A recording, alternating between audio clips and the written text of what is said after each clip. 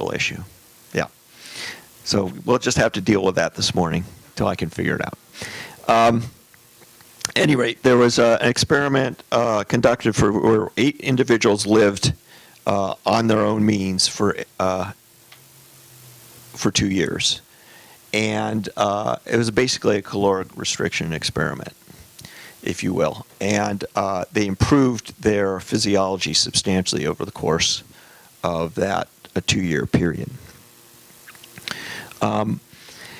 The theories of the means by which caloric restriction extends lifespan and health span in animal models, one of the underlying theories was that of metabolic adaptation, such that the energy demands or energy consumption of human organs and tissues would adapt to a caloric restriction exposure by increasing their efficiency, if you will, of energy utilization. That is, that the flux through the mitochondria to produce energy for bodily activities would be reduced, and that the excess oxidative species produced would create less of a burden, a biological burden on the body. We debated for a long period of time in the development of the CALERIE protocol about the underlying theory that we wanted to use for supporting the science. And we elected to focus on metabolic adaptation. So a lot of our primary outcome variables, in fact, the 2 primary outcome variables, which is the resting metabolic rate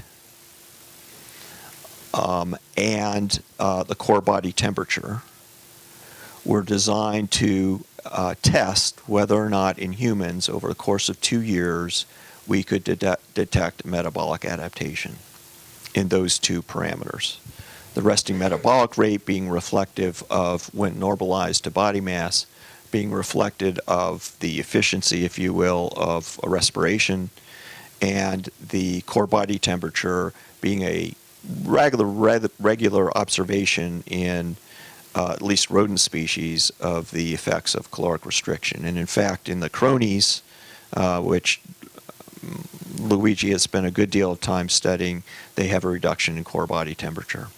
The cronies are a group of individuals that have self-selected to undertake a lifestyle that is a caloric restricted lifestyle. So you'll see that when we've chosen the primary outcome variables, those are directed at metabolic adaptation. We'll talk about that in a little bit. Now, there were 3 sites, the 3 sites chosen to be the clinical centers for CALERIE, which were Washington University in St. Louis, Tufts University in Boston, and the Pennington Biomedical Research Center in Baton Rouge. Each conducted a pilot study, a run-in study, to test interventions that would potentially be adopted for the 2-year planned phase 2 CALERIE study. This is a slide taken from the Pennington experience. They had 4 groups. They had a liquid calorie diet. They had a exercise and caloric restriction combined intervention that would create a 25% caloric deficit. They had a calorie-restricted dietary alone intervention with 25% caloric restriction. And then they had a ad libitum group. And these are the weight curves over the course of the 6-month intervention. They had a 6-month intervention. And you can see that, interestingly, the combined exercise and diet intervention and the diet intervention alone, each of which were designed to create a 25% caloric restriction, had very similar weight trajectory curves. The liquid calorie diet had a rapid decrease in weight, which was stable over the course of the subsequent half of the intervention period in this sub-study, and the Yale group had almost no change in weight. This worked as this provided a basis by which we could then test questions about changes in weight and caloric exposure in the pilot study. There were numerous publications out of the 3 centers about their phase 1 experience. And those are listed, by the way, on the website. We have an area where we have publications. The phase 1 publications are listed separate than the phase 2 publications, but there are links to all the publications on our website. You can't see these data, but the graph at the bottom, it seems to indicate that the energy expenditure for an individual, when plotted against the free fat mass, seemed to be below the line of unity, implying that there was evidence for metabolic adaptation in the Pennington Center during their phase 1 study. So it lended support to that hypothesis underlying the CALERIE study. So we then undertook the phase 2 intervention. And the primary aim, as I mentioned, was to test whether 25% caloric restriction, which was the goal, resulted in sustained metabolic adaptation. That is, a reduction in core body temperature and reduced resting metabolic rate when adjusted for changes in body composition. The secondary aims were to look at thyroid hormone adaptation. That's one of the theories underlying the means by which caloric restriction can improve or extend lifespan, and to investigate the safety of our intervention.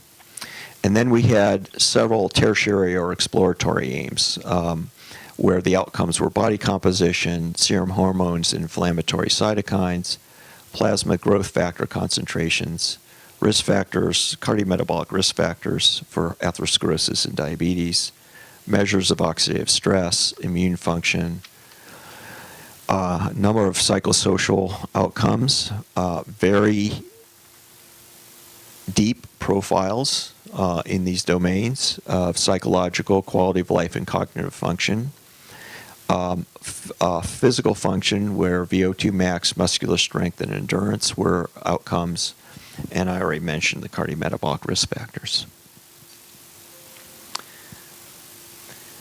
I mentioned the sites for this. NIA was the sponsor. The sites were in Massachusetts at Tufts, Washington University, Baton Rouge, Pennington Biomedical Research Center, and the Corning Center was in Durham at the Durham Clinical Research Center. So the target population, we reasoned that some of the observations in animals, at least, indicated that the most profound responses in caloric restriction occurred when it was instituted early in the lifespan, and therefore we elected to recruit individuals between ages 21 and 50 for men and 21 and 47 for women.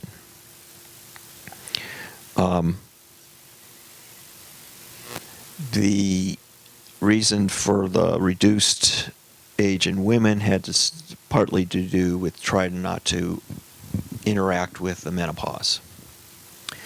The other consideration was the BMI choice, and we did not want to be studying caloric restriction as an intervention for obesity. The rationale is that caloric restriction should be operable in individuals of any body mass, and so we chose individuals that were either abnormal or very low overweight. classes. And individuals, we recruited equally into both BMI strata.